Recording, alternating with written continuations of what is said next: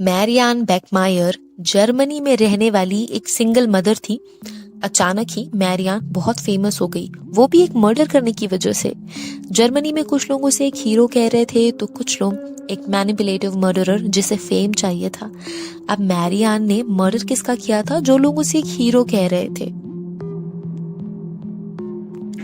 Marianne ने Germany ल्यूबक के court room में अपनी 7 साल की बेटी के कातिल की गोली मार के हत्या यानी कि मर्डर किया, जिसके बाद वो देश और दुनिया में फेमस हो गई। ये स्टोरी है मैरियान बैकमायर और आना बैकमायर की। तो जानते हैं आखिरकार इस केस में क्या हुआ।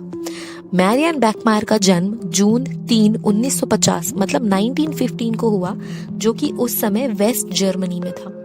मैरियान का बचपन काफी टर्ब्यूलेंट रहा। उसके पिता वर्ल्ड वॉर 2 के वॉफेन एसएस के मेंबर थे, जो कि एक वॉर बैच था।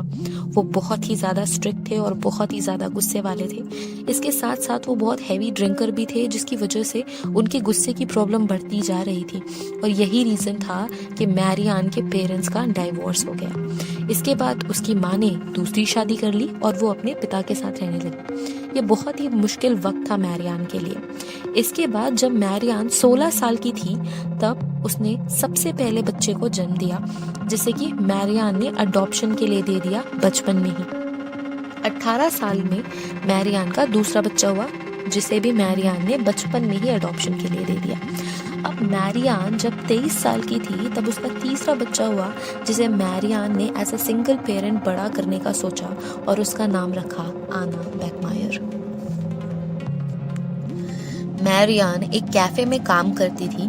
जैसे ही उसकी बेटी आना थोड़ी सी बड़ी हुई, मैरियान उसे अपने साथ कैफे पे लेके चली जाती थी और काम करते हुए ही उसका ख्याल रखती थी। मैरियान अपने बच्चे का ख्याल रखने के लिए और उसे एक अच्छी जिंदगी देने के लिए बहुत ही ज्यादा मेहनत कर रही थी। फिर आया दिन 4 मई 1980 का। तो इस दिन मैरियान और आना में लड़ाई हो गई, जैसा कि अक्सर ही माँ और बच्चों में होती रहती है। तब आना 7 साल की हो चुकी थी। इसके जस्ट नेक्स्ट डे ही मतलब 5 मई को मैरियान ज्यादा सो गई दिन में, और इसी वजह से जो आना है वो स्कूल नहीं जा पाई। मैरियान आना को स्कूल नहीं भेज पाई, तो आना की उस दिन की छुट्टी हो गई और वो घर के बाहर खेलने लगी, जैसे कि अक्सर ही बच्चे खेला करते हैं। उसी ही दिन मैरियान को एक फोटोशूट पे जाना था। मैरियान के पास एक विंटेज गाड़ी थी, जिसका फोटोशूट एक मैगजीन करना चाहती थी, और उसी दिन ही फोटोशूट था। फोटोशूट के बाद मैरियान अपने दोस्तों के पास गई, जो कि एक कपल था, जिनसे मैरियान आना की अडॉप्शन की बात करने गई थी। Marianne as a single mother बहुत ही ज्यादा प्रॉब्लम्स फेस कर रही थी आना का ख्याल रखने के लिए, और वो आना का ख्याल अच्छे से नहीं रख पा रही थी। इसलिए ही वो अपने दोस्तों से आना के अडॉप्शन की बात कर रही थी। जब दोपहर में मैरियान घर वापस आई और आना को आवाज लगाई, तो आना ने रिस्पॉन्स नहीं करा, वो घर पे थी ही नहीं। मैरियान को लगा आना अभी भी उससे नाराज है और वो कहीं आसपास खेल रही होगी। जब आसपास आना नहीं मिली, तो मैरियान ने पुलिस को फोन कर दिया, ये सोच के कि आना मेरे ही किसी दोस्त के घर पे होगी जरूर, और वह पुलिस की मदद से उसे खोज लेगी। मैरियान ने पुलिस को फोन करा और मिसिंग रिपोर्ट फाइल करी। पुलिस आई और आना को खोजने लगी। इसके बाद भी आना नहीं मिली।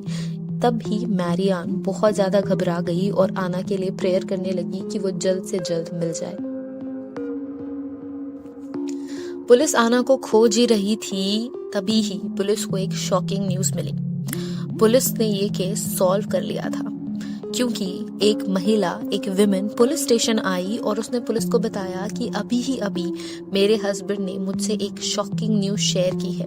उसने ये बताया कि उसके हस्बैंड ने एक यंग गर्ल का मर्डर किया है। इसके बाद वो डायरेक्ट पुलिस स्टेशन आ गई ये रिपोर्ट करने के लिए। इस आदमी का नाम क्लाउस रोबोस्की था, जो कि 35 साल का था और पेशे से कसाई था। उसका पास्ट कुछ खास अच्छा नहीं था। वो एक कन्विक्टेड ऑफेंडर था असॉल्ट के केस का इन 1975 एंड 1976। 5 मई 1980 को जब आना मिस हुई, तब क्लाउस की वाइफ काम पे गई थी और वो घर पे अकेला था। आना स्ट्रीट्स में यूं ही खेल रही थी जब क्लाउस आना से मिला। क्लाउस ने आना को अपने घर अपनी कैट्स के साथ खेलने के लिए बोला और ऑफर किया कि वो उसके घर आ सकती है कैट्स के साथ खेलने के लिए। 7 साल की आना पेट्स के साथ खेलने के लालच में क्लाउस के घर चली गई। इसके बाद क्लाउस ने आना को अपनी वाइफ के टाइट्स की हेल्प से स्ट्रैंगुलेट किया और अब्यूज किया। इसके बाद उसने आना की बॉडी को कार्डबोर्ड बॉक्स में पैक कर दिया और उसे दफना दिया। जब क्लाउस की वाइफ पुलिस के साथ घर आई तब वो वहाँ पे नहीं था और अपनी वाइफ के लिए उसने एक नोट छोड़ा हुआ था जिसमें ये लिखा हुआ था कि उसे उसकी वाइफ की सबसे ज़्यादा ज़रूरत है और वो ये चाहता है कि उसके किए की सज़ा उसे ना मिले, उसकी वाइफ उसे माफ़ कर दे। उसमें एक रेस्टोरेंट का एड्रेस लिखा था और उसमें ये भी लिखा था कि 10:30 बजे वो अपनी वाइफ से उस रेस्टोरेंट में मिलेगा और जो भी चीज़ें हुई हैं उसकी सफाई देगा, एक्सप्लेन करेगा कि एग्जैक्टली हुआ क्या। पुलिस ने वो लेटर पढ़ा। पुलिस की टीम उसी रेस्टोरेंट में 10:30 बजे क्लाउस के बताए गए टाइम पे मौजूद थी और उसका वेट कर रही थी। जैसे ही वो वहाँ पे आया पुलिस ने उसे पकड़ लिया। इसके बाद पुलिस ने उसके साथ क्वेश्चनिंग शुरू करी और रीज़न पूछा कि आखिरकार उसने एक 7 साल की बच्ची का मर्डर क्यों किया। इसके बाद क्लाउस ने खुद को ही विक्टिम बताया पुलिस के सामने और ये बोला कि आना खुद से ही उसके घर आई थी और इसके साथ ही साथ आना ने क्लाउस को धमकाया कि अगर वो उसे पैसे नहीं देगा तो वो उसकी कंप्लेन कर देगी अपनी मदर से कि उसने इनएप्रोप्रिएट वे से आना को अबडक्ट किया है। इसके बाद फिर से जेल जाने की डर की वजह से ही क्लाउस ने आना का मर्डर कर दिया। क्लाउस ने ये भी बोला कि आना ने उसे ब्लैकमेल किया है और एक्सटॉर्ट किया है जबकि वो सिर्फ और सिर्फ 7 साल की थी। पुलिस को भी ये पता था कि क्लाउस सिर्फ खुद को बचाने के लिए ये सारा का सारा ब्लेम उस 7 साल की छोटी बच्ची पे डाल रहा है। मैरियान को जब ये न्यूज़ दी गई तो वो इस न्यूज़ पे भरोसा भी नहीं कर पा रही थी कि उसकी बेटी के साथ क्या हो गया है। मैरियान बहुत ही सीरियस डिप्रेशन में जा चुकी थी और वो बॉडी को आइडेंटिफाई करने की हिम्मत भी नहीं कर पा रही थी और ना ही पुलिस को कोई रिस्पॉन्स दे रही थी।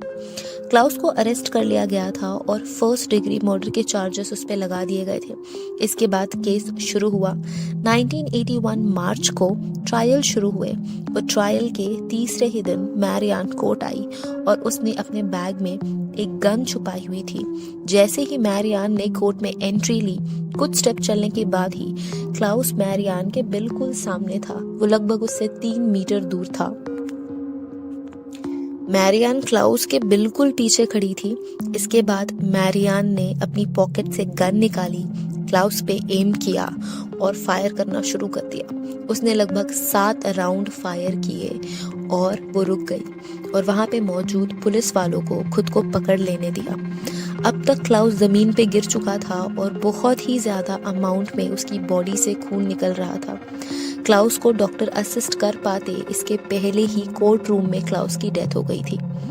कोर्ट रूम में मैरियान के डैड और आना के डैड, जो कि मैरियान का एक्स बॉयफ्रेंड था, वो दोनों भी वहाँ पे मौजूद थे और ये पूरा इंसिडेंट अपनी आंखों के सामने उन्होंने देखा। फाइनली मैरियान ने ये कर दिखाया, ऐसा उन्होंने कहा, जिससे कि ये प्रूव होता है कि ये मर्डर पहले से ही प्लान था। मैरियान ने किसी को भी नुकसान नहीं पहुंचाया था, सिर्फ और सिर्फ क्लाउस को मारा और ये भी कहा कि इसने मेरी बेटी को मारा है।